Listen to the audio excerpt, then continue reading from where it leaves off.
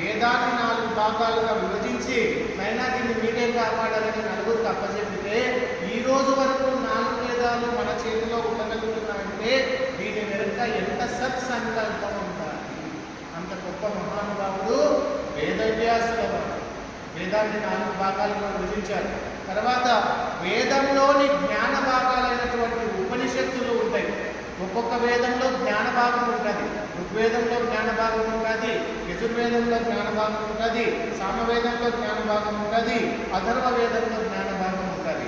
ఆ వేదంలో ఉన్నటువంటి జ్ఞాన భాగాలకే ఉపనిషత్తులు అని పేరు. ఏం పేరు? ఉపనిషత్తులు. ఆ ఉపనిషత్తులలో ఆత్మజ్ఞానం ఉంది, బ్రహ్మజ్ఞానం ఉంది. నువ్వెవరో, నీ స్వరూపం ఏమిటో, నీ జీవిత గమ్యం ఏమిటో తెలిపే అపార జ్ఞానం ఆ ఉపనిషత్తులలో ఉంది. అలాంటి ఉపనిషత్తులు వేద ఉపనిషత్తులు ఉన్నాయి. అప్పుడు వేదవ్యాసులు వారు ఆలోచన చేశారు, అయ్యో ఉపనిషత్తులేమో కొన్ని వేల ఉపనిషత్తులు ఉన్నాయి, వీటన్నిటినీ చదివి ఏమైనా ఇందులో ఇలా చెప్పారే ఇందులో అలా చెప్పారని కన్ఫ్యూజ్ అవుతామేమో అని. అంతే కదండి, తల్లి ఒకటి చెప్పి తండ్రి ఒకటే చెప్పారనుకోండి, ఏం ఇబ్బంది ఉండదు.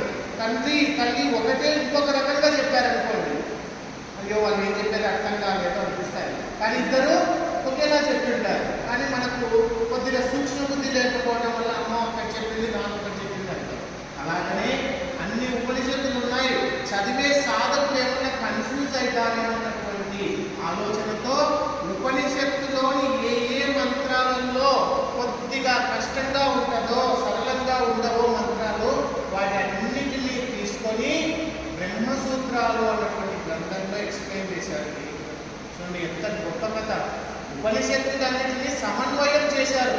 అయ్యా 4 వేదాలలో ఉన్నటువంటి ఉపనిషత్తులన్నీ, వేదాల్లో ఉన్నటువంటి జ్ఞాన భాండాగారం అంతా ఒకే తత్వాన్ని, అద్వైత సిద్ధాంతాన్ని బోధిస్తుంది అని మనకు నిరూపించడానికి బ్రహ్మసూత్రాలు అన్నటువంటి గ్రంథం రాశారు.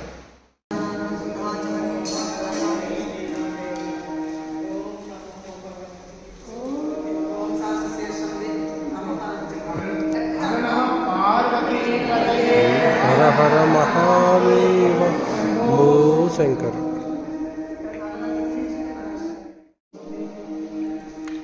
సద్గురు పాదాలకం పావనం సద్గురు పాదాలకం పావనం.